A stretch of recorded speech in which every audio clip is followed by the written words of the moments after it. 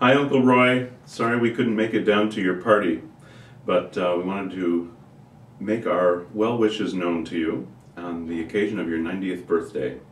So I prepared some memories, some recollections to share with you and with everyone. When I was very young, I didn't see my Uncle Roy too often. He lived far away, and I would only get to see him once in a while. But every so often he'd come to town with exciting tales of his adventures, and I'd revel in the stories of the tall, handsome man I knew as my dad's brother. As both I and my awarenesses grew, I came to see how very different my uncle and dad were. It was hard sometimes to believe they were brothers.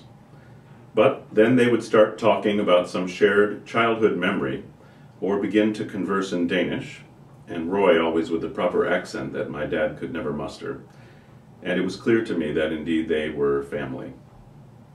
When I was a senior in high school, I was honored by being chosen to represent my school along with a busload of other kids from nearby school districts for a special outing.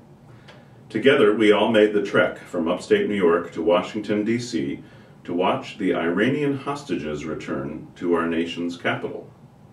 It was January of 1981, and D.C. was literally dripping with yellow ribbons. After the ceremonies ended, it was time for us to grab a quick dinner before the long drive back home.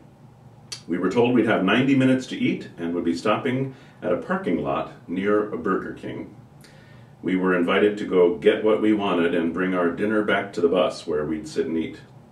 But thanks to Uncle Roy, I had other plans. While my peers sat inhaling Whoppers and fries and bus fumes, I was located and picked up by my uncle and taken to his townhome on G Street, where I was treated to a quick but home-cooked broiled whitefish dinner and my first sake, all the while listening to Mozart's Die Zauberflöte on the stereo and discussing the soprano's vocal attributes with my uncle.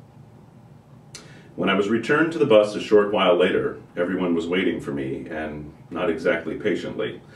I don't recall being too much past the agreed-upon time, but decided that they were only jealous of my good fortune anyway. I simply felt grateful.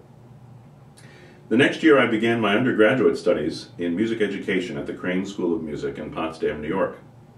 Though I knew my uncle had attended the same school, I was unprepared for the experience awaiting me when I first entered the Crum Library at the center of campus.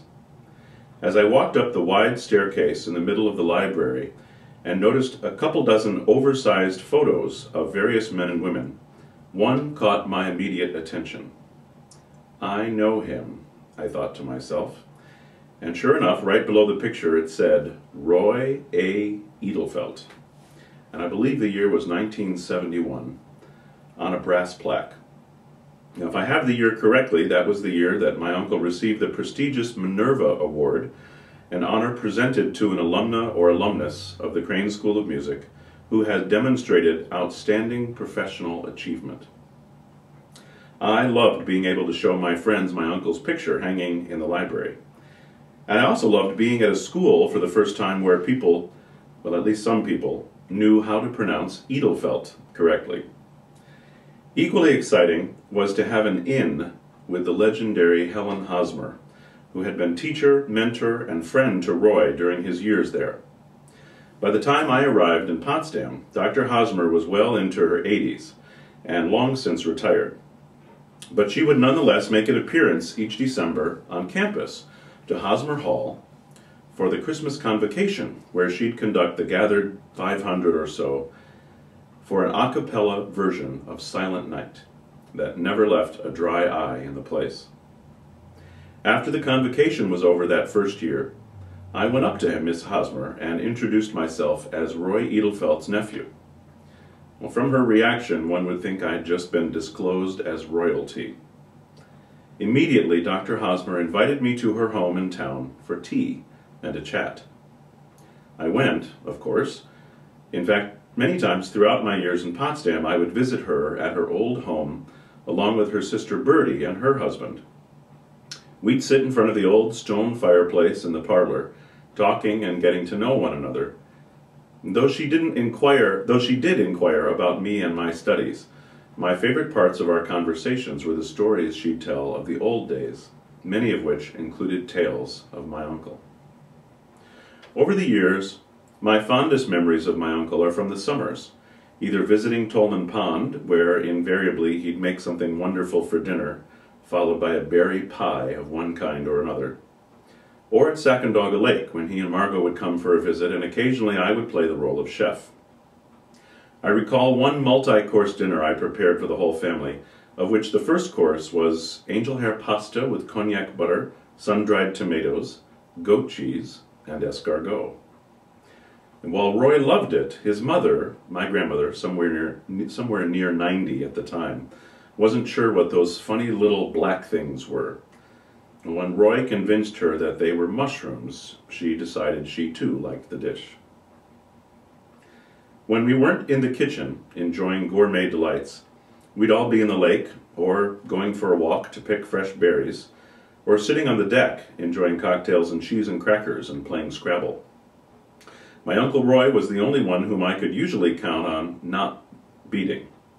Certainly he was the only one with whom I attempted to play Scrabble using only foreign words. We eventually gave up that game after quickly realizing that the game itself was not meant to make words in a foreign language and didn't give us the right letters. I'm told that there are some relatives that you love and others that you like. But when it comes to Roy, both are true for me. And while I have not had a front row seat to much of Roy's life, when I think about my experiences and knowledge of him over the past 45 years or so, from my very earliest memories right up to this past summer, as I watched all 89 years of him scurry down the steep hill, albeit with the help of 2 long ski poles, and right into the lake at my parents' summer residence for a refreshing swim with my father and I, one thing is undeniably clear. Roy Edelfelt hasn't just been alive for 90 years. Roy Edelfelt has really lived for 90 years. Those of us who have had the good fortune to share a part of that remarkable ride can call ourselves truly blessed for having been a part of the journey. I know I do. So happy birthday, Uncle Roy, and congratulations, and love from Chicago. So to help you properly celebrate your birthday, what could be better than a little Handel? Based on an idea by Judy Morris, lyrics by David Edelfelt, and vocals by the First Presbyterian Chancel Choir in Libertyville, Illinois, here is a birthday song just for you.